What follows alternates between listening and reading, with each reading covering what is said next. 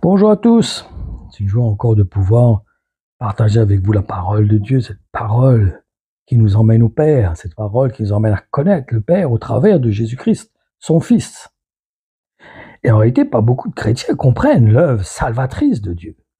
Il y a tellement aussi de brouhaha dans ce monde, tellement de personnes qui racontent un peu tout et n'importe quoi, sachant que Dieu a envoyé son Fils unique dans une chair, donc un homme, devenu homme, et ceci afin qu'il devienne l'agneau qui a été immolé, qu'il devienne le sacrifice, la parole faite homme. C'est ce que nous dit l'apôtre Jean dans l'évangile au chapitre 1, verset 14. Il dit ceci: la parole est devenue un homme et il a habité parmi nous. Nous avons vu sa gloire, cette gloire, il la reçoit du Père. C'est la gloire du Fils unique, plein d'amour et de vérité. Et si l'apôtre Jean, dans sa première épître, au chapitre 4 et dans les versets 2 et 3, avertit les chrétiens qu'il faut obligatoirement reconnaître que le Fils de Dieu s'est fait homme, c'est pas en vain, c'est une raison. En fait, c'est pour que nous sachions comment avoir part à l'œuvre salvatrice de Dieu. Parce que si c'est Dieu qui est mort sur la croix, et qu'il est resté 3 jours et 3 nuits dans le séjour des morts, dans ce cas, comment l'univers a-t-il pu subsister pendant ce temps? Non, Dieu a offert son Fils unique, venu en chair, pour devenir l'offrande expiatoire, car sans effusion de sang, la parole nous dit, il n'y a pas de pardon. La prophétie explique que le Messie, le Christ, est de la tribu de David, et l'apôtre Jean donne sa généalogie dans son évangile. Pour cela que Jésus-Christ lui-même dit que le salut vient des Juifs. C'est pas qu'on a le salut au travers des Juifs.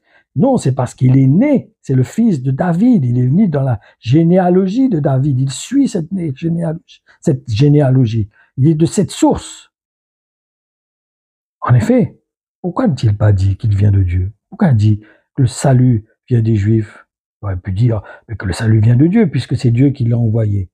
Non, il dit à cette femme que le salut vient des Juifs. Il a voulu lui montrer que c'est lui le Messie. C'est lui qui est le Christ, le Sauveur. Et c'est pour cette raison que lorsqu'il devient le sacrifice, il dit ces paroles. Et vers la 9e heure, Jésus s'écria d'une voix forte, disant « Élie, Élie, lama sabachthani », c'est-à-dire « Mon Dieu, pourquoi m'as-tu abandonné ?» Ces paroles sont bien sûr dans l'évangile de Matthieu, chapitre 27, au verset 46. Donc les anges expliquent aussi que Jésus-Christ reviendra de la même façon qu'il est monté, donc dans une chair, glorifiée, mais une chair. Et c'est aussi dans leur cœur que les disciples de Jésus-Christ seront enlevés, et en un clin d'œil, leur corps aussi sera glorifié. Certains disent que ça va être changé, ça ne sera pas leur corps. Si, c'est leur corps comme Jésus-Christ. Comme Lazare qui était ressuscité, mais qui commençait à sentir, lui, alors que Jésus ne sentait rien. Il n'avait pas d'odeur. Il n'a pas vécu la décomposition. Il a été enlevé, glorifié. Nous de même, les chrétiens, ceux qui l'attendent avec persévérance, nous serons nous aussi enlevés dans notre corps. Et en cours, notre corps sera changé en un clin d'œil. Tchac! Comme les morts qui seront ressuscités. C'est aussi Dieu qui a ressuscité Jésus des morts. Et c'est Dieu qui l'a fait monter au ciel. Il l'a fait asseoir à sa droite. Sans oublier que son épouse montera de la même façon que je vous ai dit, qu'il est lui-même monté, les morts en premier et ceux qui sont vivants ensuite, en sachant que leur corps sera glorifié en un clin d'œil. Et pour bien comprendre cela, je vous encourage à lire l'avertissement de l'apôtre Jean dans sa première épître, au chapitre 4, comme je vous disais, dans les versets 2 et 3. Il nous dit « Voilà comment savoir s'il s'agit de l'Esprit de Dieu. Tout esprit qui reconnaît que c'est pleinement humain que Jésus est venu vient de Dieu.